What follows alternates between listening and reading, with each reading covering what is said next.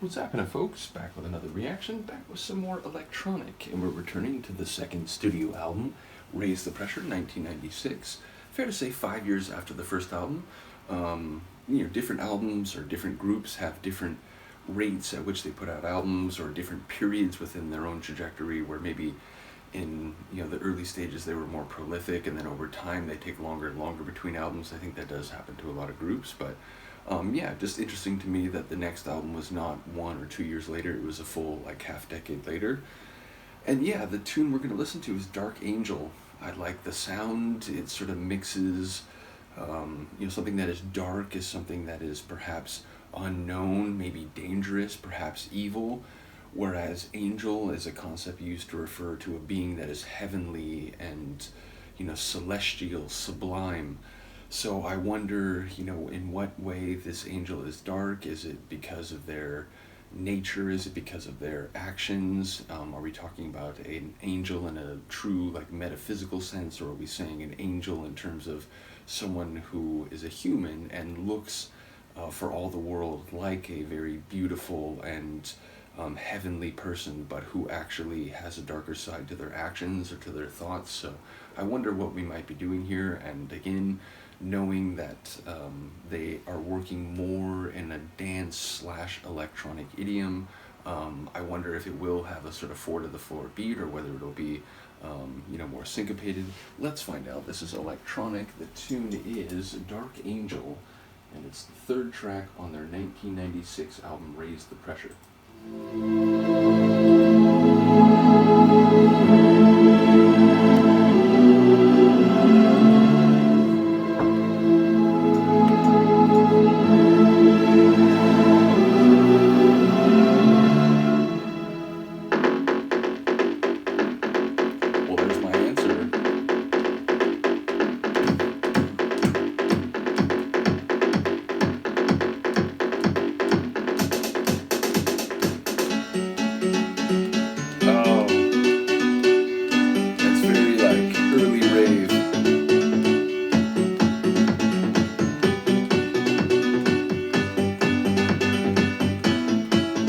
Has a bit of psytrance to it. It has that soft but punchy and focused quality.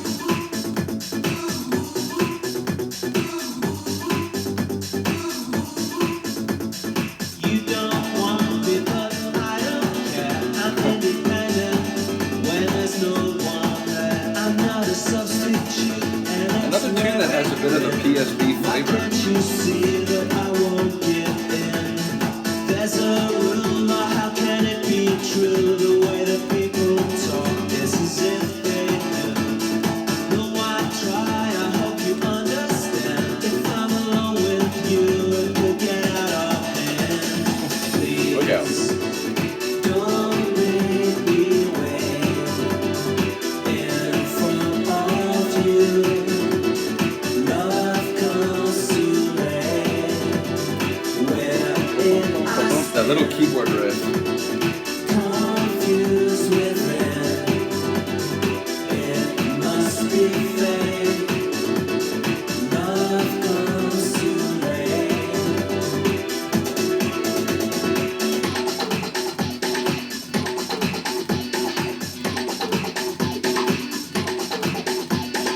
I believe it was meant to be, but when you threw me out, Voice sounds good on this one. Smooth.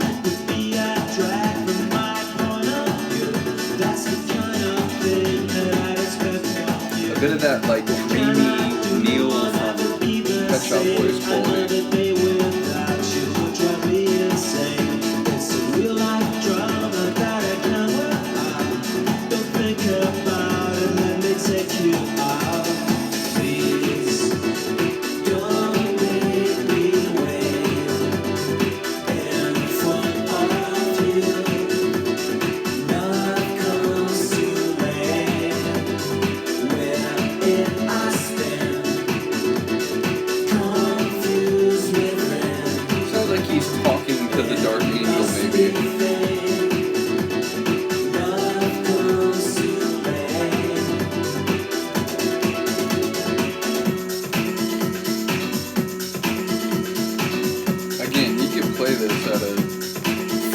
from the 90s rave party.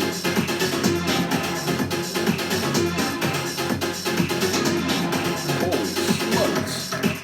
It just got snarly and wicked.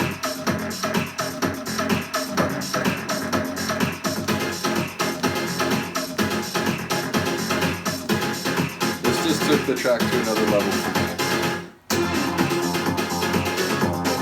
Oh! Again, it's got a bit of that, like, dark psytrance flavor.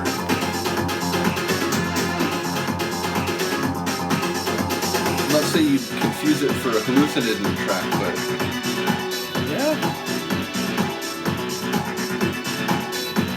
Got some, like, proper trance vibes.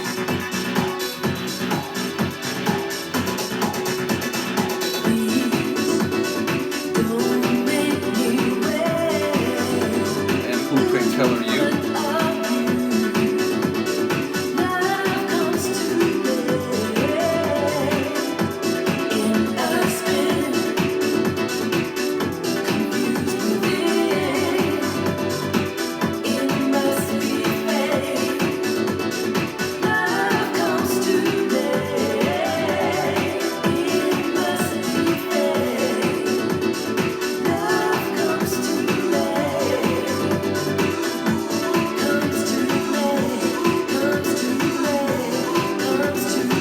Speaks to what we humans do, right? Like, if it doesn't work out, like, I guess that's just the way things had to be.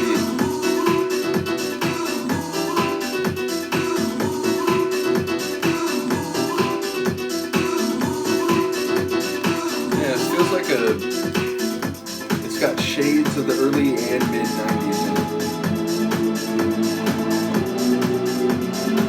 And I do like the cinematic quality. Like score.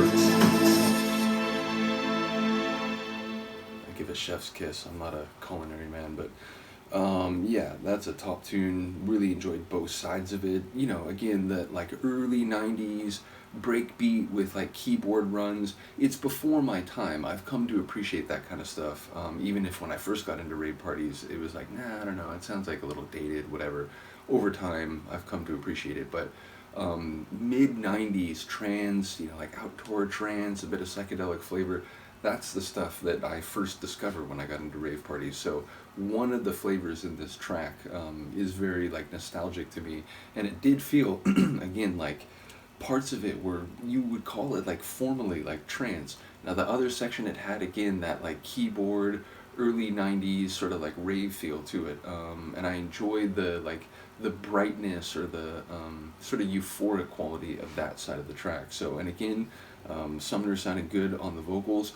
I am curious who that female vocalist was. I enjoyed when she came in. She had a bit of soul to her voice. So yeah, a cool tune, and one I enjoyed comprehensively even as it unfolded some different flavors. So top track. I know the electronic deep dive had gone a bit longer than I intended.